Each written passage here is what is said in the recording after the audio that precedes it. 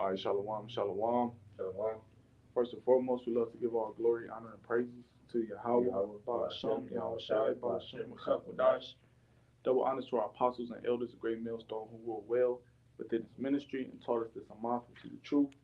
Peace, love, and salutations to the hopeful elect that preach this truth in sincerity throughout the four corners of the globe, which will allow us to do so. Shalom. Shalom. All right, Brother Shamak once again. Salaki. Brother Shamaria once again. The Brother Shamak. And Khan. And basically, the title of the lesson is "This is the worst captivity because it's the last captivity."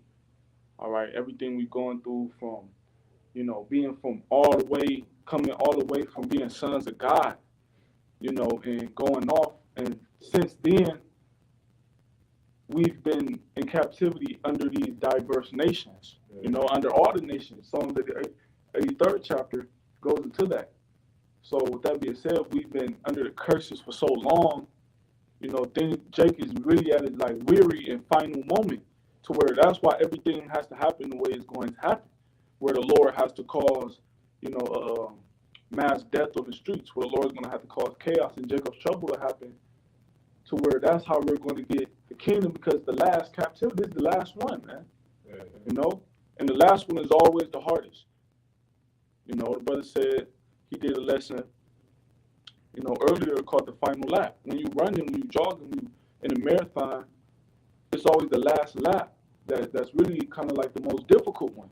You get winded, you get tired easily. Now you got to get your second wind back if you even could do that. So with that being said, it gets more intense, and as it gets more intense, that's when you want to push harder in order to get to that final, to the finish line and get that reward, man. And that's how we apply to this truth, because everything, the demons is turning up, Esau turning up, the righteous spirits is turning up as well. We turning up in the spirit.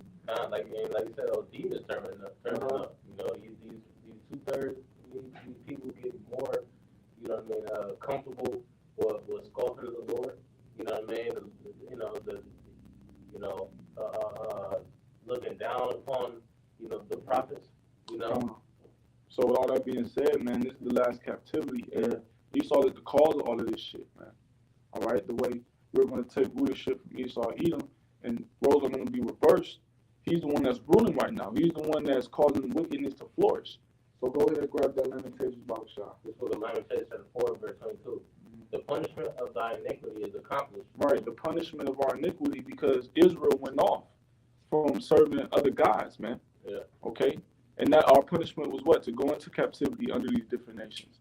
To be stripped from having access to Yahawah BAHASHAM Yahushai. He's going to turn his back on us. And we go through the curses in Deuteronomy 28, man. Okay, so with that being said, now we're serving the punishment. And the punishment is getting more crucial because this is the last punishment. This is the last go-round, man. So go ahead. It says, the punishment of thine iniquity is accomplished, O daughter of Zion. And that's when we're going to go into the kingdom. That's when it's going to be accomplished. When we're finally in the kingdom of heaven. And in order for that to happen, the Lord has to do what? He has to take Esau out of power, but he has to do it in a dramatic way, just like he took us out of Egypt. When we came out of the hand of Pharaoh, he did it in a very dramatized and dramatic way, man, to show his power, to show his glory, to show his strength through his men. And that's going to happen again, okay? He will no more carry thee away into captivity. Right, so once we're in the kingdom, we're never going to go into captivity ever again. Right. According to Daniel 7:18, man. Now I'm going to grab it real quick. We got something to say. Let's speak up, peace out. Which, this is a prophecy, because apparently we still in captivity, which further proves that this is, hell, man. This is hell, and this is the last one that the nation of Israel is going to have to go through before the Lord allowed them to get the kingdom, In Daniel chapter 7, verse 18, but the saints of the Most High shall take the kingdom. The saints being who? The men of the Lord, the elect, okay? They're going to take the kingdom because those are going to be the vessels that the Most High use to take Esau out of power and give those men spiritual powers when Yahawashi comes back. It says, and possess, the saints of the Most High shall take the kingdom and possess the kingdom forever, even forever and ever. And the kingdom is talking about the kingdom of Yahawah BAHASHAM Yahushai being set up on earth, we're going to take rulership of the earth back from Esau and Edom. And then we're going, once we're in the kingdom of heaven, we're going to inherit it for the rest of eternity. So that's why we're not going to go into captivity no more after our punishment is accomplished. And what's going to happen?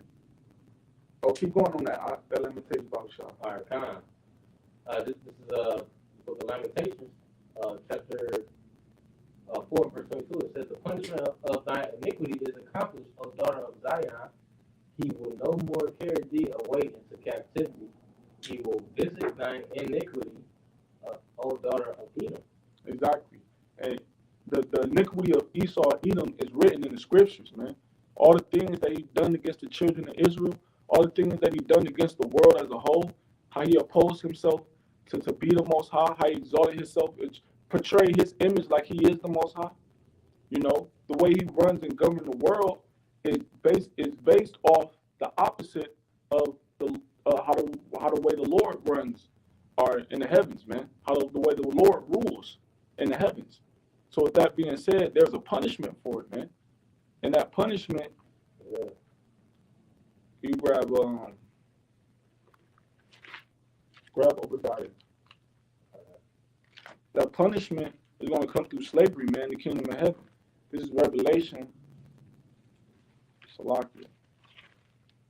Revelation chapter 13, verse 9. If any man have an ear, let him hear. He that leadeth into captivity shall go into captivity. Esau and Edom led us into captivity, not only Esau, but these other nations as well throughout history. And you can read it in the scriptures. It's all in the scriptures. That's why scripture say, eat the whole roll. Because the whole roll is our history, our background. Yeah. The whole roll is everything that's been done in the world since the beginning. You know, righteousness. That's what the whole roll is. And when you eat the whole roll, you become the roll, man. All right? And your life is based off of righteousness in the scriptures. So with that being said, it says, he that leadeth into captivity shall go into captivity. He that killeth with the sword must be killed with the sword. And Esau and Edom is the Lord's sword, man. That's the blessing that Esau was appointed, the sword, to basically take the world, take control and powership and rulership of the earth, which he's doing it right now. Job 9:24. He's using that sword to commit wickedness and violent crimes throughout the whole earth, man. You got a precept? Let me finish this out real quick. Revelation 13, verse 10. He that leadeth into captivity shall go into captivity. He that killeth with the sword must be killed with the sword. Here is the patience and the faith of the saints. And this is what we patiently are waiting on. All right, the saints being once again the elect. This is what we're patiently waiting on, man. To get rulership of the earth and put Esau into captivity, just like he did to us. But he's going to receive double what he done to us. You can go ahead to precept. This is Obadiah chapter 1 and verse 3. I'll start at verse 3. It says, "The pride of thine heart hath deceived thee, thou that dwellest in the clefts of the rock, whose habitation is high, that saith in his heart, who shall bring me down to the ground?" You know, so this devil sits in a proud mindset. You know, he sits in a proud state. The Lord, you know, to a certain extent, got these devils well off. You know, so they, you know, like the scripture say, he is not in trouble as other men. You know, so you know, these devils, they don't really have to worry about, you know, the everyday, you know, hustle and bustle. You know what I mean? The bullshit that Jake got to deal with on a daily basis. You know. Ultimately, though, read that back.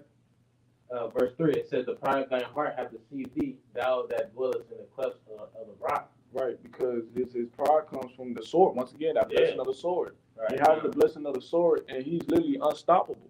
Yeah. You know, we see it through these diverse rulers who had their rulerships that are Edomites, man. How they sit up there and literally run through a fucking whole mass number of land, a big land, Salakia. A multiple amount of land masses in a quick amount of time. Right. The scriptures say the earth is given us to the hand of the wicked. You know? Right. So the Lord has allowed him to, you know, conquer, you know what I mean? Hey, man, we bring the scripture out all the time, like you know, the scripture say he is not a keeper at home. You know what I mean? So he got his foot everywhere where it shouldn't be. You know what I mean? That's you know what I mean? You know, so that right there alone goes to show you that, you know, he has, you know what I mean, you know, touched a lot of land. Yeah, but that's why he's pride. Yeah, that's why he's prideful. And the scripture talk about when you're in pride, how you that's the beginning of the part of the Lord. We brought that out of Kim today. In the book of Sirach, I believe. But keep going into that. It says, Obadiah chapter 1 verse 3, it says, the pride of thine heart hath deceived thee, thou that dwellest in the clefts of the rock. And it deceived him because now he thinks he's going to do his New World Order, to fulfill his New World Order plan with this MOTB, and that he's going to restart life the way he wants it to be restarted. And that's where he's been deceived, because the Lord's not going to allow him to do that. See, the Lord is all for letting him take this place out, you know, and him destroying his own kingdom on purpose. Yeah. But see, when the Lord takes those demons away from him, which he receives counsel from, what's the scriptures go into that in Revelation? I finally grabbed that. When the Lord takes that power away from him, when he don't have access to the demons, then he can't do his witchcraft to deceive the people. And the information is out. The truth is going to overflourish Esau's rulership. The truth is going to overflourish everything that Esau is doing. That's where his plan is going to be basically ruined, man. But yeah, go ahead, bro. Yeah. It says, whose habitation is high, that saith in his heart, who shall bring me down to the ground? Though thou exalt thyself as the eagle, and though thou set thy nest among the stars, thence will I bring thee down, saith the Lord. Right. So, hey, as high as the Lord allowed you to, because he didn't let you go extremely high to the point of, you know, you walking around here with chariots, you know, angelic chariots. He didn't let you get that technology, you know. But he did let Esau get, you know, like, you know, his satellites. You know what I mean? He, you know, Esau can do the 5. You know, I don't want to say the word, but you know, he can do the G. You know. But it says basically the Lord let Esau fulfill everything he had to do with the sword. Yeah. But his blessing, his time is up. You know, it's time for Jacob to get his blessing. Jacob ain't get his blessing yet. Esau got his blessing first. Exactly. Esau got his blessing first. Why is he firstborn? So he got his blessing first, let him have his time. But guess what? The best for last, man. Once again, this is the worst time period because this is the last. This is the Lord say the best for last. Jacob get his blessing next, man. Because our blessing gonna last forever. Right. Go ahead. It says if these came to thee, if robbers by night, how art thou cut off? Would they not have stolen till they had enough? You know, so that's gonna be all of what you inherited in this time. You know, because he was greedy. Yeah, you know what I'm saying? You took everything. You didn't leave nothing for nobody. You took everything from everybody. You took you even deceived your way to the European nations. You made a gather the European nations and you stole from them. Yep. You know what I'm saying? No, you was supposed to help. That was supposed to be your alliance for your enemies to combat your enemies. But you done stole from your alliance. Now what you think your ex-alliance is going to do? They're going to go to your enemies. And your enemies is going to gang up or you're going to be left alone. And that's exactly what's going to happen to America, man. But these other nations going to fall too. Why? Because YAHAWASHI going to come back. So these other nations think they got up next, but no, YAHAWASHI is coming back, man. Jacob has up next. It says, would they not have stolen till they had enough? If the great gatherers came to thee, would they not leave some?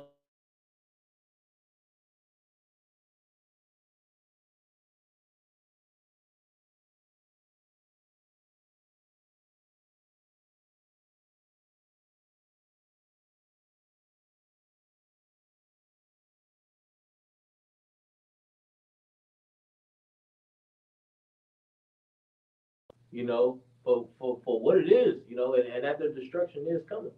You know, it's Revelation chapter 8, verse 12. And the fourth angel sounded, and the third part of the sun was smitten, and the third part of the moon, and the third part of the stars, so as the third part of them was darkened. And what is that going into? This is a twofold scripture going to first and foremost, it keeps talking about the third part, which that third part is talking about what? The third part of man. Esau, Edom, the wicked. Okay? And the third part of the sun, moon, and stars, sun, moon, stars representing wisdom. How's Esau getting his so-called wisdom?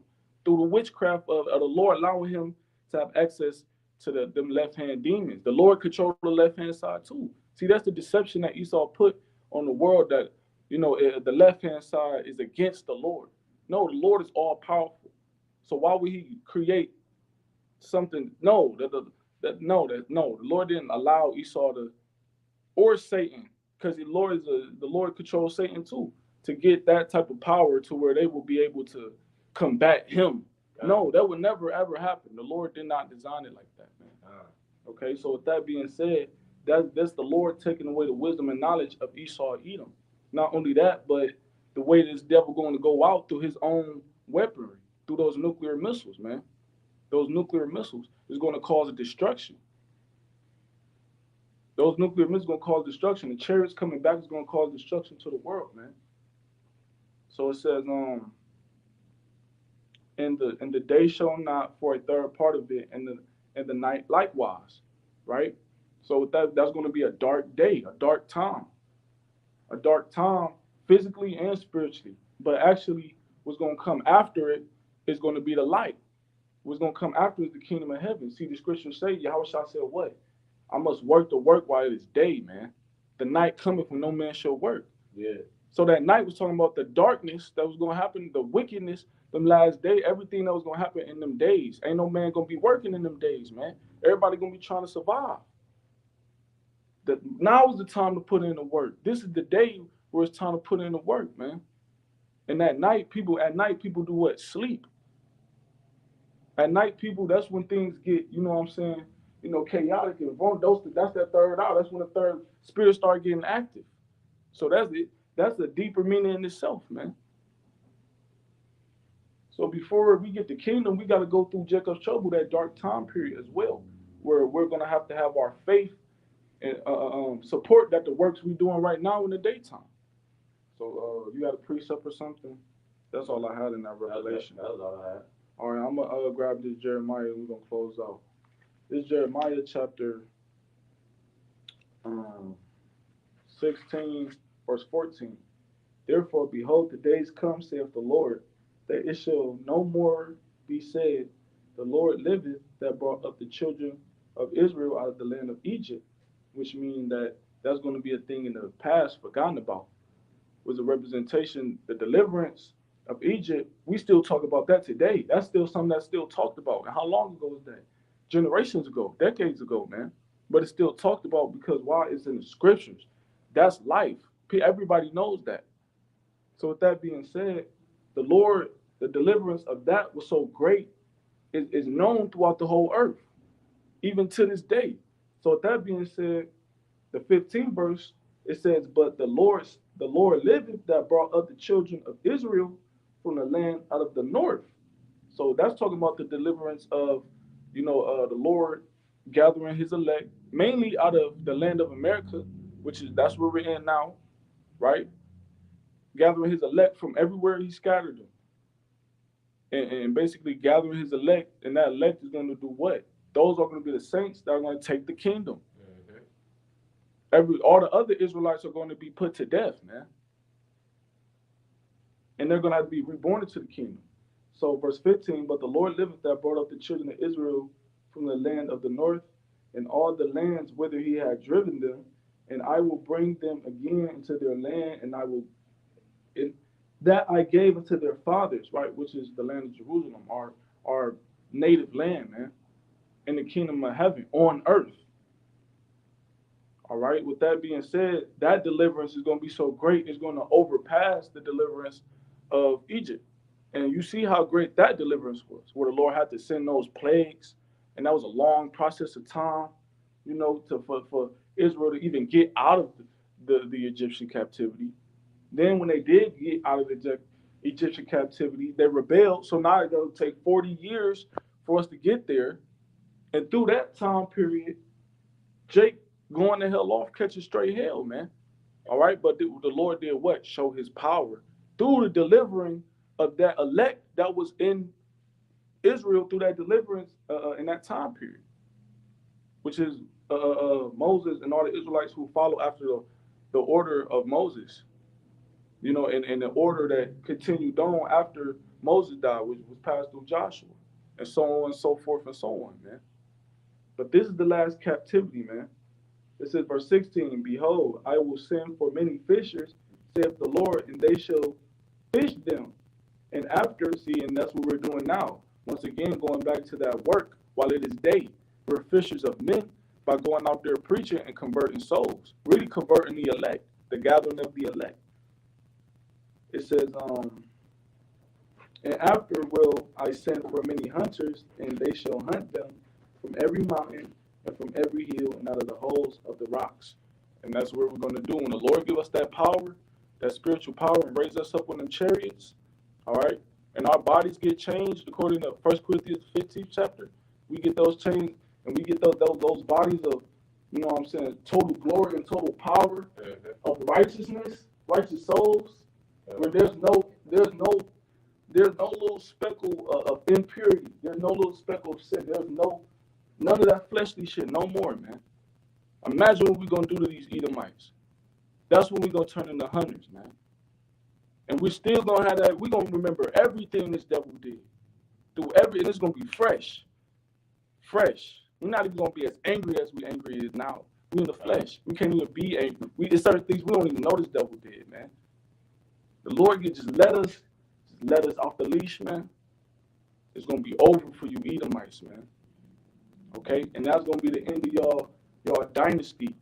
This, what we live in right now, will no more be talked about ever.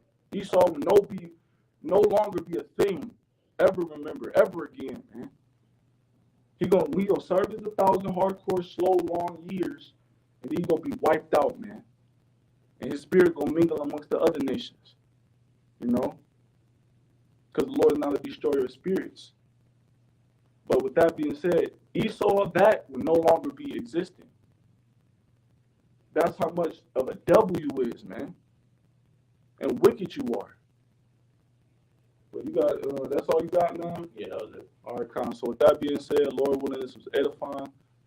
Once again, call on YAHAWAH, BAHASHAM, YAHAWASHI, BAHASHAM, Shalom, call Achim, Mawach Lababah.